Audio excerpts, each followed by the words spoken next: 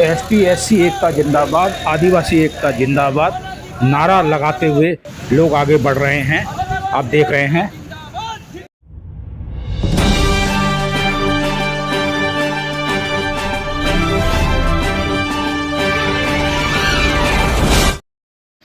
नमस्कार, स्वागत है आपका भीम न्यूज इंडिया में। आप देख रहे हैं भीम न्यूज इंडिया। मैं हूं आपका दोस्त विनय कुमार सिंघल।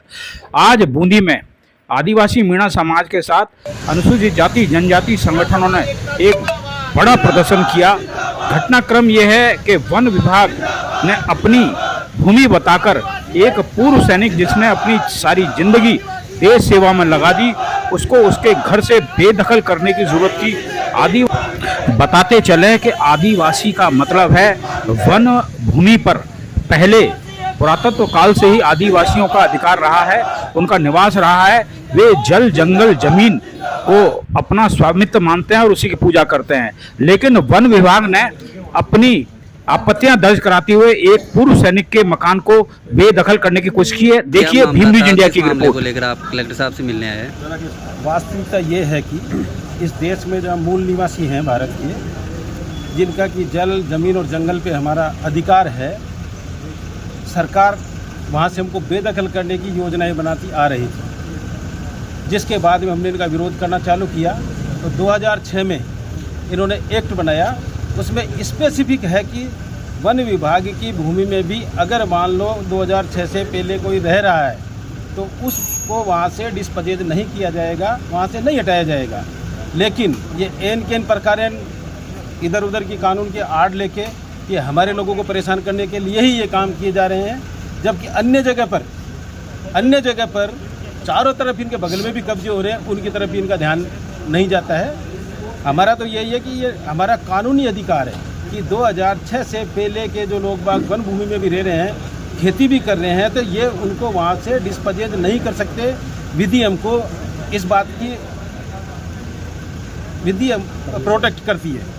इसीलिए पता था कि कानून को ये पता था, कानून बनाने वालों को पता था कि ये लोग एन के एन प्रकार इस तरीके से करेंगे। इसलिए SC/ST एक्ट में जो 89 ने बनाया, उसमें स्पेसिफिक लिखा है कि सरकारी कर्मचारी भी अगर विधि और विधि के निर्देशों की अवज्ञा करते हैं तो वो धारा 4 के तहत दंडनीय होगा और उसको दंडनीय माना है।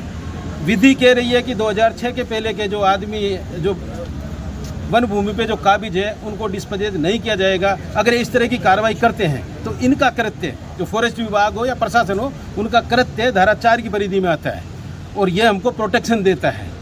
हमारा यही है कि जल जमीन और जंगल जहाँ हम रह रहे हैं, हमारे जो जानवर रह रहे हैं, तो हमको वहाँ से डिस्पोजेज नहीं किया जाए। हम शांतिपूर्ण लोग हैं, शांतिपूर्ण तरीके से आंदोलन करना चाहते हैं, ये हमें इस तरीके से मजबूर न करें। जिला कलेक्टर महोदय को ज्ञापन दिया है, किस मांग को? प्रकार शासन प्रशासन जो कार्रवाई कर रहा है जल जंगल जमीन को लेकर के, हमारे पुलिस साहब का वर्षों से कब्जा है। अगर इस पर हाथ डाला, चेष्टा से इनलीगल कार्रवाई की तो हम आर पार की लड़ाई लड़ेंगे। तो हमने पहले भी आर पार की लड़ाई लड़ी और हम कैसे नहीं छोड़ेंगे, इस अधिकार को लेकर रहेंगे। जो भारत सरकार 2006 में हमारा एक्ट पास कर रखा है, कानून बना रखा है, तो नमो नारायण जी प्राइवेट मंत्री थे, उन्होंने खुद ने कहा कि हमने कानून बना दिए। तो जब इतने लीगल काम तो नहीं करे, आप सब सर्वे कराए, पूरा पैसा सब एक बात प्रपत्र दे रखे हैं, उस टाइम के पूरे सारा वो दे रखा है। उसके बावजूद एक भी पट्टा नहीं जारी किया है। ये बिल्कुल बेईमानी कर रहे हैं हमारे साथ, सरासर धोखाधड़ी है। इनके खिलाफ कार्रवाई होनी चाहिए, कार्रवाई नहीं करे। वन विभाग की भूमि में जिले में कई मकान बने हुए हैं, नहीं उनको रेगुलाइज करना चाहिए। पास सारे सबूत देखे हैं, 2006 के पहले जो भी सबूत है वो शायद घूंगरे पे बैठा ऊपर उसको पट्टा मिलेगा। एक कानून कहता है हमारे भारत सरकार का।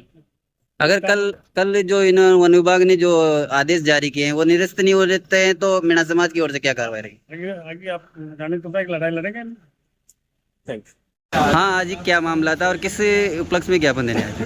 आज हमारे रिटायर्ड सैनिक कैलाश चंद मीणा, उनका 3 पीढ़ी से जो मकान बना हुआ है बिशनपुरा गांव में, उस मकान को वन विभाग वाले डिसमेंटल करने की कल की उनको नोटिस दे रखा है। उसके विरोध में हम पूरे ज़िले के मीणा समाज के प्रबुद्ध लोग यहाँ पर आए हैं और वन विभाग के आदेश को निरस्त करने के लिए हमने कलेक्टर महोदय को ज्ञापन दिया है। वन विभाग ने किस तरीके का निर्देश दिया है और क्या उनके आदेश हैं और क्या कार्रवाई करना चाह रहे हैं? लोकायुक्त का जो आदेश है वो उसको अवैध निर्माण, अवैध कब्जा मानता है, जबकि वन अधिनियम 2006 के अनुसार स्पष्ट लिखा हुआ है कि दिसंबर 2005 से पूर्व कोई भी जनजाति का व्यक्ति किसी भी वन भूमि पर स्थापित है तो उसको बेदखल नहीं किया जाएगा। वन विभाग और लोकायुक्त केवल अपनी हैकड़ी में और वैमनस्यतावश कार्य कर रहा है। आज अगर कलेक्टर महोदय के नोटिस को निरस्त नहीं किया गया तो मीणा समाज की ओर से क्या रहेगा? कल हमारा बिशनपुरा फौजी साहब के मकान के पास इनके मकान की सुरक्षा के लिए महापड़ाव रहेगा और कम से कम 2000 से 3000 मीणा समाज के व्यक्ति वहाँ मौजूद रहेंगे। कलेक्टर महोदय को ज्ञापन दिया है, आपका मकान तोड़ा जा रहा है, आपने पूरे जीवन काल में देश की सेवा की है, क्या कहें? मैं भारतीय सेना से सेवानिवृत्त सूबेदार के बाद जो सीमा में देश को सुरक्षित रखने के लिए समस्त आपत्तियों को झेलता रहा, और आज हमें ये दिन देखने को पड़ रहा है कि उसी सुरक्षित व्यक्ति ही और वही सरकार आज हमें दुखी कर रही है। बार बार कई नोटिस अतिक्रमण हटाने के लिए जो मेरा मकान पिछले 50 सालों से पूर्वजों के द्वारा बनाया गया था और उसी में मेरा परिवार निवास कर रहा है, तो उसी तरह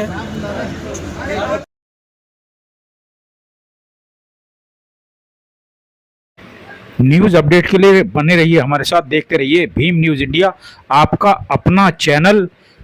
आपका बहुत बहुत धन्यवाद।